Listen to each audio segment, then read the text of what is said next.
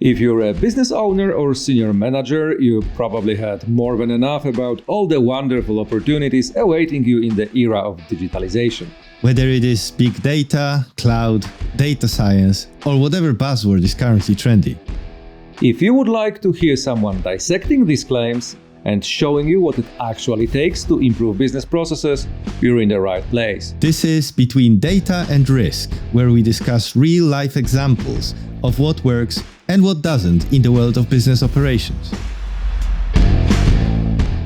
Hello, I'm your friendly neighborhood data guy, Dr. Marian Siwiak. Welcome to Between Data and Risk. Today, we'll have a look at the boards, AI, and Mad Mavericks. And we have with us Paul Forrest, investment executive, board member, value creator, and TEDx speaker, who agreed to share some of his experiences with us. Hello, Paul. Hi, how are you? I'm great. I'm excited to have you here. Given your diverse background, we will hear a lot of interesting things. Starting with your diverse background, head of AI, TEDx speaker, film producer, what drives you to do so many different things? Like many people say, you need to choose your career, stay on the path, take one step after another, put one leg forward and then another. I never really got it. I wrote, science fiction book. I played in the theater. I worked in data. So finally, someone who, does what I do, but has a success, unlike me. How do you connect all of these things? It's a really interesting question. And I think at the heart of it, it would be very easy to say, look, I'm easily distracted, or I have a short attention span, or that I can't really make my mind up on what I want to do. The problem is none of that's true. And I actually find that and I'm going to use a term here that I might come back to a few times. I find the stuff and things that I do are generally really exciting and I want to float my boat. I enjoy doing them, which is why I commit time to learning how to do them and then get on and try and excel in them. The problem I have, if anything, is that I was brought up in an era and in a cultural environment where I was always encouraged to head towards mastery of those different subjects. And I firmly believe that in the concept of, 10,000 hours will get you close to, if not at mastery. So I put the effort in, and sometimes I can condense that 10,000 hours because I'm passionate and engaged and excited about a subject. And in other areas, it feels like a little bit of a slog, but I can see the benefit in doing it. And what I've generally found is that I've got very good at picking those pillars or streams of different activity that I do that are, believe it or not, hugely complementary. So learning things as I did in and around the film industry allowed me to understand much, much more about collaboration and creative storytelling, narrative storytelling, but narrative storytelling that then is high transfer in the business context and in terms of building strategy or developing plans or engaging investors. And I see that as being something which has allowed me to operate quite effectively with a foot in each of those two camps. And that's before I get started on the other camps that I then may have a foot or two in. It sounds interesting. I also believe in common denominator of multiple different activities. And also if you train your brain to learn new things, each another comes a bit easier. If it's 10,000 hours, then it's 9,000, and so on and so on. So, and also having a passion helps. Just recently, I spoke with a mentor who said that many founders of companies, they burn out. They no longer can ask themselves, why am I doing it? They lose this curiosity of what's behind the next curve, why do I put all this enormous effort, which I found a bit easier to bear when I had different bends and different paths. So there's a lot of bends. And if I'm a bit tired with one, I can try to switch and run a podcast, for example. I think there's a big truism in the expression. We use it a lot in the UK, but the expression that a change is as good as a rest. And I find that a little bit of respite on something else will quite often create a fire break in my work activities that allows me to then just to recompose myself, think about the problem I'm trying to solve all over again, and then engage it potentially from a different direction. And in the interim, I might well have spent a couple of hours doing something in one or other of those other work streams. I mean, ultimately, I'm a very purpose-driven person, and I do a lot of volunteer track and field athletics coaching, and I work with my wife to build a very, very effective and high-performing athletics club in those areas. And the ability to do some of that, and there's no financial gain in there, that's a not-for-profit, totally changes the brain power you're utilizing at that point in time, but it also changes the way you go about problem solving. And so you can come back to a business problem or a tech problem or an AI issue with a completely different lens through which you then view that. And that can often help you to find that solution either more rapidly or potentially in a greater level of granularity so that you can build a path to implementation more effectively. I would like to touch upon your experience as a board member. We had discussions in the podcast with a couple of investors who were also then board members. And I'm really interested to learn how your experience helps you there. And actually, as we are talking a lot about startups now, also, how do you perceive the role of the board in a startup environment? How is creativity? Because I can understand pretty easily how you can implement creativity when you are solving the problem in your company, so on the executive, I would say, branch. How important is creativity in the, if I understand correctly, more of an advisory role? Yeah, I mean, there's all the obvious things as a starting point. You know, as a member of the board, I am there for things like good governance and fiduciary responsibilities, and to help the business ensure that it is satisfying the demands of the shareholders to the extent that they're getting those things right, almost like a hygiene factor. I can help them with those things. But actually, you know, there are other things where you're spending time as a mentor or a facilitator. I quite like to be described as a bit of a catalyst. I'm there to ask probing questions where the answers of those will help surface solutions for the business that might make it more straightforward for them to understand a particular direction of travel or a different perspective that a shareholder might have, or to understand the point at which you make a pivot. I see it as a very creative role. And I think a lot of the people I've met over the years, the people I've got on well with on boards, typically are similar in their focus and their mindset. So they will take a creative approach to being there as that super facilitator, super connector, without having to be heavy-handed around being a custodian of the business, and without spending a tremendous amount of time putting in place too many roadblocks or focusing too much on the negative attributes of risk, when the upside attributes of risk can quite often help accelerate the growth of the business. I always remember a few years ago someone saying to me that, you know, if you want to move fast as a startup, the key thing is you need really, really good brakes. And I think that's true to an extent. But at the same time, I think the key attribute is to know when to use the brakes. And that's probably more important than anything else. So I will always try to be the person who helps to get stuff done and helps the executive team to think about the art of the possible in the context of the budget they have to do it, and set off against the strategy lens, the strategic lens for the business, at the same time as underpinning everything with, let's not be those people who deliver a tremendous amount of downside risk that potentially scuppers the business or deactivates investor interest. Right. Let's get to the main topic of our conversation, which is connection or strained relation between, maybe not strained, between boards and AI. Because last couple of years, we've seen tremendous change. The utilization of AI is skyrocketing. Sometimes it's an enabler. Sometimes it's a red herring or a dead end. I guess most of the companies now are thinking, okay, how can we utilize AI? Just again, a couple episodes ago, I was talking to one of the investors, and he said that 90% of proposals or emails that he gets, in the title they have, AI agent, and he doesn't even read them. He just, swipes them. From your perspective, does everyone have to go into AI, use AI, or what is it that most of the people get wrong about AI? Yeah, it's a really interesting question.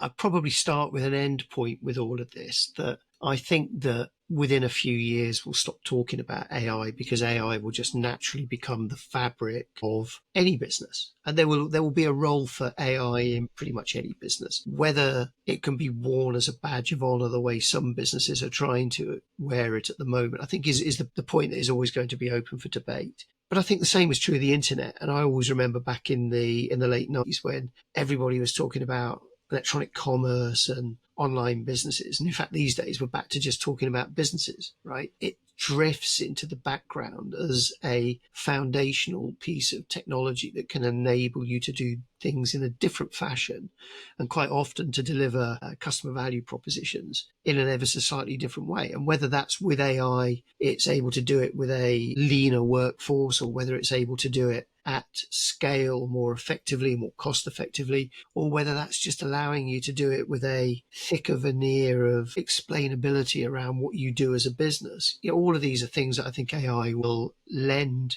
to business. So I think it will drift out in terms of term and terminology. I think the issue I have with a lot of the startups, it's a bit like the Klondike, the gold rush, right? What they're doing is they're exploiting the term AI in order to make themselves relevant to a community of people that you're probably now facing. I think I read a stat recently that said as many as 1 in 3 investors have pivoted their thesis towards AI businesses. And I imagine as many of the businesses that there are who say they're using AI where they're really not, or it's not being used in what we might consider to be an effective fashion. For every one of those, there's probably twice as many investors investing for the wrong reasons, because they've got a fear of missing out, and that FOMO is making them feel slightly concerned that they'll become the organization that gets lambasted for not signing the Beatles, right? And I think that's the troublesome aspect with all of this. I think, if you get a good board here, a good board can act as a bridge, and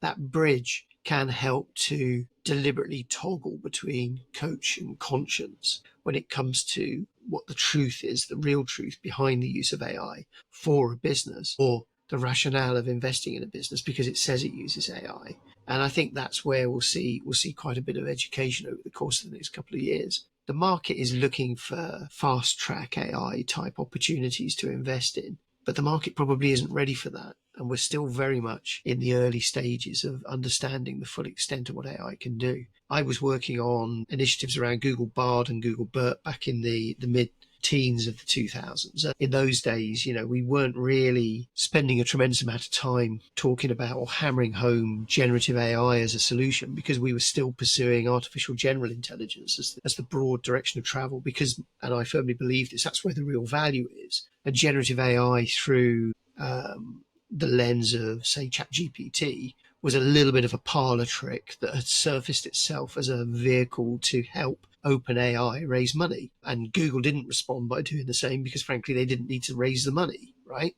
So I think there's a challenge here of we suddenly saw a lot of people migrating towards generative AI, and that's created this gold rush. That's what's really raised the visibility and put AI's head above the parapet. And what I'm hoping is in the next couple of years is going to be a little bit of a washout, whilst investors realize that keeping some powder dry for some deeper, more meaningful AI that can solve complex business challenges is perhaps a better thing to do, rather than try to dive in and fund pretty much anything and its dog over the course of the next year. Actually, let's stay with this topic for a second, if you don't mind. I wrote a paper on artificial sentience that I built using Llama. And my question relates to what you said about AGI. That's where the value is. My question is, what is the value of AGI in your opinion? Yeah. So, I'm just going to take it one step further and just ever so slightly finesse either what I said or what I meant. What I actually meant was, I think the real value is in AGI. That doesn't mean there isn't value in and around. Yes, of course. That's how I understood it, and I hope our audience also understood that. There's a tremendous value in generative AI as it is. Yeah. But I want to make a jump a bit forward. I think AGI offers a lot more practical potential that sits within a business for solving complex challenges. It's now not just about dealing with that contextual trained model that it has access to. It's now about trying to make the leap in terms of what it's seeing and how it can apply its acquired knowledge and hopefully its comfort and confidence in the model that it's been trained on. What that means for me is that we'll see solutions that are more capable of being adaptive and changing themselves without requiring either reprompting or without requiring intermediate steps. And I often talk about this concept of AI. To get real value out of it, you end up having to put lots of extra interpolated steps in there to either build layers of vector or deep learning or reinforced learning states that then drive out real value in and around generative AI. And I think a lot of that will fall away with AGI. And that's what I'm hoping for in terms of some of those solutions then, where then you get that quasi or semi-sentient behavior that is able to be offered, where you can be comfortable or confident that if there isn't a human in the loop, it's still making appropriate decisions for the benefit of the business. So there's a win there. The benefit of the business's customer. So there's a win there.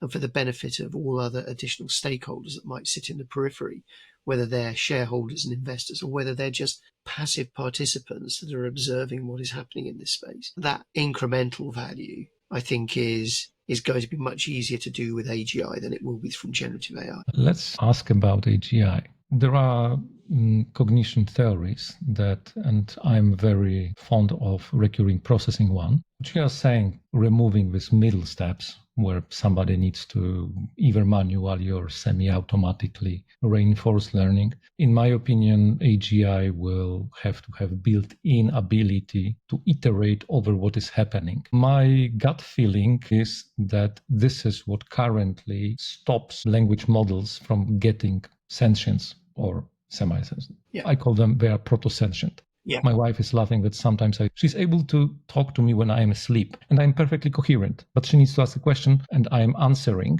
I have no recollection of it. Yeah. She says it's when she started to talk to ChatGPT, it's very similar. It's like I'm just, processing one input. I do not iterate over it. Yeah. So let's connect it to your work on Mad Mavericks, because such an AGI, you might need to convince it that it's worth doing the work that it's doing. Yeah.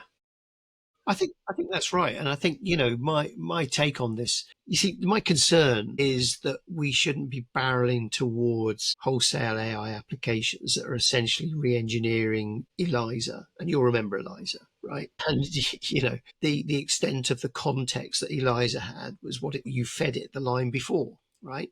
And my concern is that all then generative AI is seemingly doing is working with the 12-word prompt that it's being given. And I like the idea that with AGI, we get to that almost, and I take it entirely at face value, that semi-sentient conversation that you're having in the middle of the night. I get it. I do the same. It's still able to garner more context because the trained models aren't just about the RAG and vector databases. They are around that reinforcement learning, the deep learning, and they are able to build inference models that I think are reactive, responsive, and ultimately dynamic. And I think it's that dynamic state that will drive incremental value there that you'll struggle to get. I don't doubt. My question was a bit different. It's when it will start iterating on its own. It might do something that my wife thinks is what differentiates us from current incarnation of ChatGPT. It will be able to start asking questions. Why? Yeah. When you will allow it to iterate, it will not only iterate on what you fed it. It may start to iterate on what I am doing and why I am doing that. And this is why I'm connecting it to Mad Mavericks. You might need to negotiate with it rather than tell it now, prepare me the sales forecast for the next 66 years.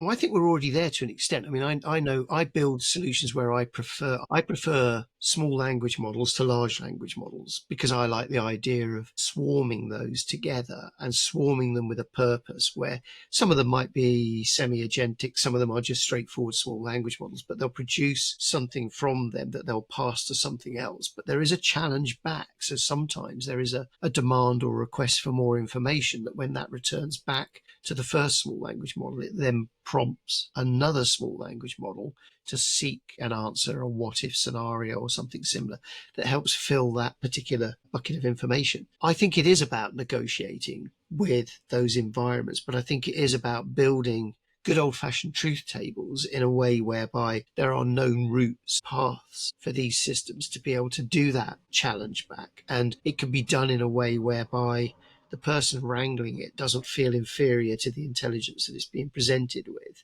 and it is able to have a proper contract with it so that it is not trying to act in that almost dangerous, out of control sentient pattern. Instead, what it's able to do is to participate in a collaborative fashion. And if you go to Mad Mavericks, the whole concept of Mad Mavericks is you might work with something that makes you someone who makes you feel really, really uncomfortable because they are a little bit out there. They're a little bit different, and different is often enough to introduce a degree of fear that makes you feel uncomfortable. So long as you've got the ability for yourself to raise questions and challenge points, and the other party has the ability to raise challenge points and questions, then between you can arrive at a collaborative way forward whereby you're keeping each other happy, that you understand what each other is doing and why you're doing it, but ultimately you leave each party to get on and do its own thing. I would greatly appreciate it if more people would have this knowledge and understanding. So let's move to Mad Mavericks. You had a TEDx to talk about it. Who is a Mad Maverick and why are we so hard to work with? Yeah, it's a really interesting one. You see, I think the world is full of Mad Mavericks, and in my TED talk, and you'll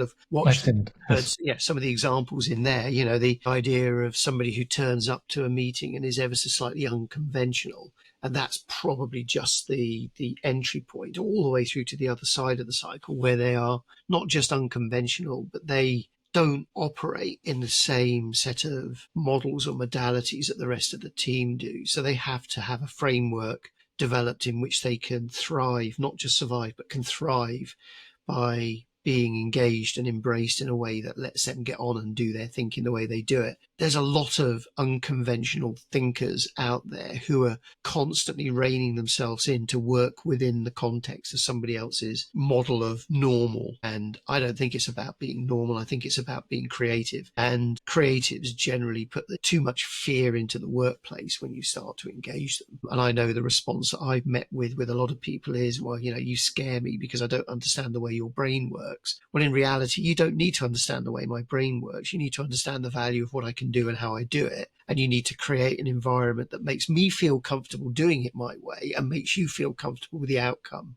and the net gain that you're getting from what I do. And I think that takes a cultural shift that some organizations just aren't ready for. And in other cases, other organizations who think they're ready for it quite often fall foul of creating what they consider to be super inclusive work environments. And I use the term carefully there, but super inclusive work environments that are designed to indulge people who are unconventional thinkers. But in reality, they're still trying to wrestle you onto the same page as everybody else within the team. And I think that's problematic when you want to work with Mad Mavericks. Hiring somebody who colors outside the lines in a coloring book shouldn't be seen as a risk. It should be seen as a necessity, because it should be seen as the way in which you engage somebody that is going to help you to challenge your own understanding, your own way of doing things. It's going to be the best way of engaging people that will hold your feet to the fire, because everything you do then has to become explainable in the context of the business agenda. And in an era where there's far too much AI that is unexplainable, I think Mad Mavericks have a big role to play. I have a question. Many years ago, when first the term data science popped up, it was space that excited me because it was space for someone to bring the scientific method into the business.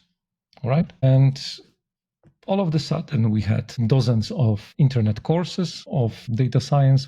All of a sudden, we had studies in data science, PhDs in data science, which was always for me a bit funny because I thought it's for real scientists that actually, change the fields. And it became synonymous to machine learning engineers. And when I was speaking that this will happen, I can't remember, 20 years ago, people were saying, what are you talking about? No, it's like, it's good, but it's getting broader. So with, poor researchers who have no idea how the business works, they can learn and stuff. And, I've been called for crying wolf. I've been right. Now talking about Mad Mavericks, from personal perspective, I would love this idea to be more broadly explained, and this inclusion, I don't like this word, it has pretty bad connotations nowadays. Yeah. In this case, I would like my workplace to a bit adjust to my style of working rather than me adjusting, because I'm losing a lot when I'm doing, I don't know, a contract and somebody wants me to be on the meeting every day at 9. I'm actually losing my creativity. I'm tired until 12, and they are losing, I would say safely 50% on my efficiency just on sticking to their protocols. Yeah. All right? Yeah. On the other hand, if we spread it too much, I know a lot of people who love to think about themselves as out-of-the-box thinkers. And do you have any idea how to protect Mad Mavericks from getting lost? Because we are not as numerous, you said, but there are a lot of creative people, and I do, but I believe still that Mad Mavericks is a percentage of it. Small minority, yeah. Yeah. Small majority. Yeah. They will be swamped. Yeah. And lost. And like data science is no longer the sexiest job on the market. And even the expectations are so low that even if you represent something, you have problems, showing the value to potential employer or contract giver. How to protect Mad Mavericks from becoming a drop in a vast sea of just Maverick, maybe not even Mavericks, mad people. Yeah. I mean, I think it's that concept of there is a small minority of people who are Mad Mavericks, and they do things differently, and they are out of the box, and they sometimes challenge the status quo and the norm. And then there is the small majority of people who get offended by that. And then you get this wonderful middle ground where there's actually a larger number of people who are actually quite tolerable to it than people ever give credit for. And I think a lot of it is about the hearts and minds of just shining a light on that so that the business understands that actually this isn't going to be as big a deal in engaging people like this and making the most of people like this as we first thought. I think one of the things you have to do is in any organization where you're trying to get Mad Mavericks to have a sensible existence, I think you have to translate a lot of the issues relating to personalities into financial terms, right? You need to explain a small cohort of high variance hires in any organization is just like having or holding a call option in a VC portfolio, right? It allows you to roll the dice. It's a low upfront cost with a potential exponential upside, because any one of those hires, any one of those Mad Mavericks could be the person who unlocks a challenge that you've wrestled with for many, many years, or a solution that has just been eluding you. And I think, you can very quickly start to show how maybe a thin veneer, 5%, 10%, 15%, if you're really lucky. I don't think they exist at the moment in terms of organizations that 15% would be Mavericks, but maybe they will be within the next few years. But they could deliver a real breakthrough. And one success could move the needle on a 5-year plan more than dozens and dozens of incremental improvements delivered by people who arrive at the office dressed the same, acting the same, and delivering the same old as everybody else. My question was a bit different. Maybe I didn't communicate it well. Let's imagine that the companies want to create an environment for individualism and this Mad Mavericks. It reminds me of a story of a colleague of mine who worked as a salesperson at the beginning of his career, and he was given a script and he was supposed to follow the script. He didn't. He beat the norms of the sales, I can't remember, 5, 6, 10 times. And he was told, you need to stick to the script. For a very simple reason. If you don't, you bring us 6 times more. But people around you hear that you don't. They also stop following the script, and we are losing net much more than you bring yourself. It's much higher financial value to the company by you sticking to the script than, breaking it. So now what I'm worried is that the companies will start to optimize for Mavericks, or maybe not optimize, but create this tolerant environment that will be abused by people who hide their, laziness. I've seen it a lot of times. People who act extravagantly to hide that there's nothing behind it. There is no added value. It's just strangeness to give the impression that if he's so strange, he must be so creative and, he must bring at some point some brilliant idea, which never did. So my question is not how to enable Mavericks, because you said that already, but how to protect organizations from imposters and also Mavericks from imposters. Yeah, I mean, okay, that's always more of a challenge, but I think you can quite often identify with relative accuracy the authenticity of somebody's creative thinking and their divergent approach to solving problems. I think, things like situational analysis help greatly, and being able just to see how a person presenting themselves as a maverick, mad or otherwise, would solve a sometimes complex but sometimes off-topic challenge, just to force them to do some new and fresh thinking. The way I used to hire people like this was to basically set a case study around, look, forget what we're in business to do. It's not about technology. We're now managing the check-in desk of a busy airline, and you've got a passenger who's arrived late at the gate with the wrong boarding card details, and you've now got to solve the problem to the extent that you can get them on board the next flight to where they want to go. And I'm not interested in what the right or wrong answer is. I'm interested in what your thought processes are and the way you've approached this particular problem. What's the heavy lifting you're now doing here to solve this challenge? And how orthodox or otherwise is it? How creative is it? How collaborative is that with other people in the team? And how dependent is it or codependent is it on other people in the team? And you start to get a flavor quite quickly for the authenticity of somebody who is demonstrating those out-of-box approaches. I think the thing you've got to do, though, is you've got to accept that almost from an evolutionary perspective, what happens is people start hiring in their own likeness. So eventually, as you start to see more and more mavericks in an organization, you start to get a playing field of more and more divergent thinkers in the organization. And so certain characteristics and behavioral patterns become the norm.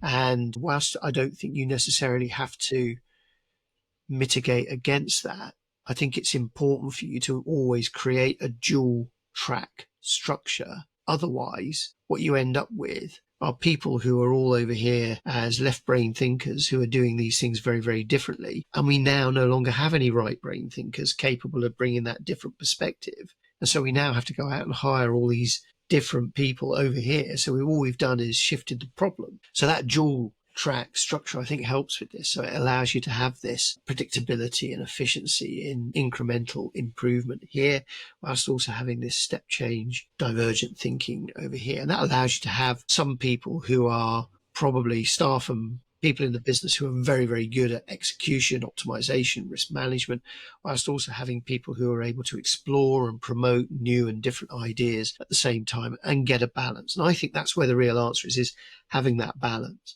So not creating one whole pool of like-minded people that potentially just shift where that organization is to the extent that it may actually become irrelevant.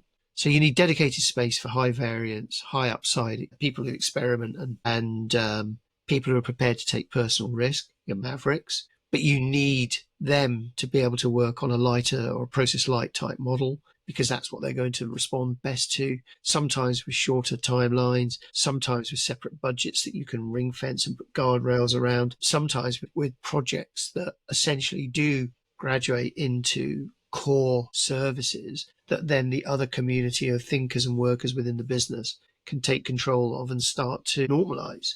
And incrementally improve. Yeah.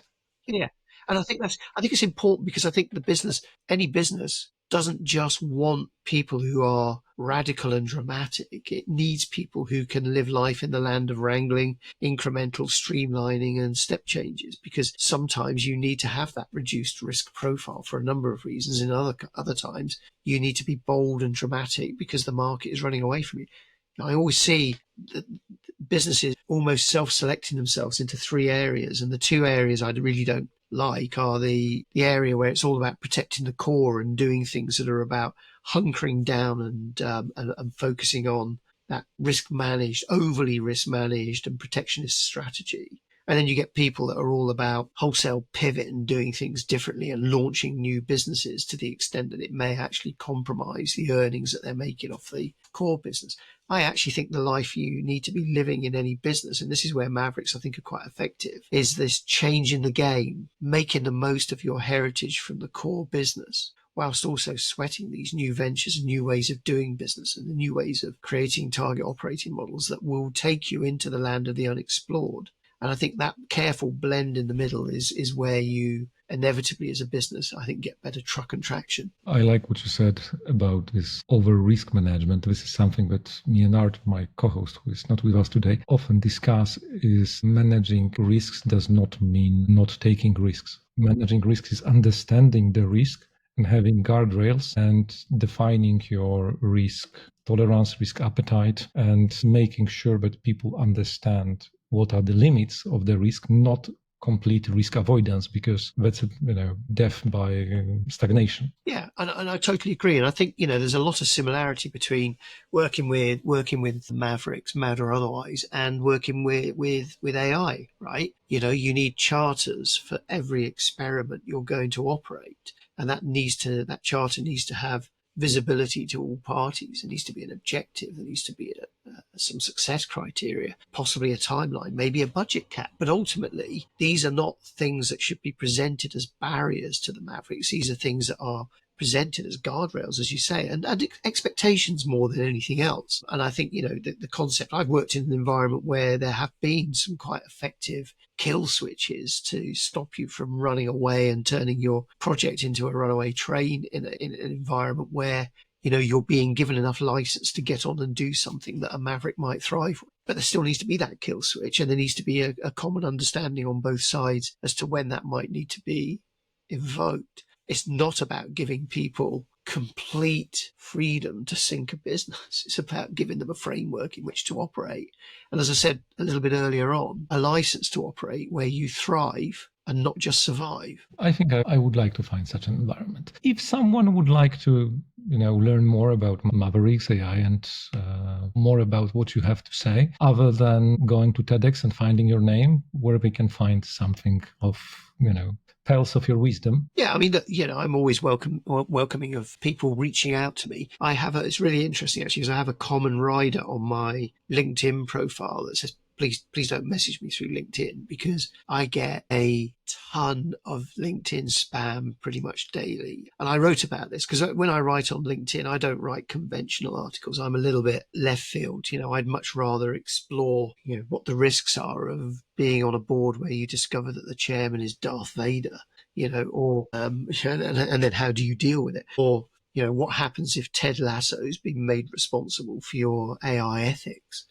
Things like this, which are methods of just poking a little bit of fun at the seriousness that people take LinkedIn with, which I don't. And as a consequence, I still get thousands of LinkedIn messages every day from very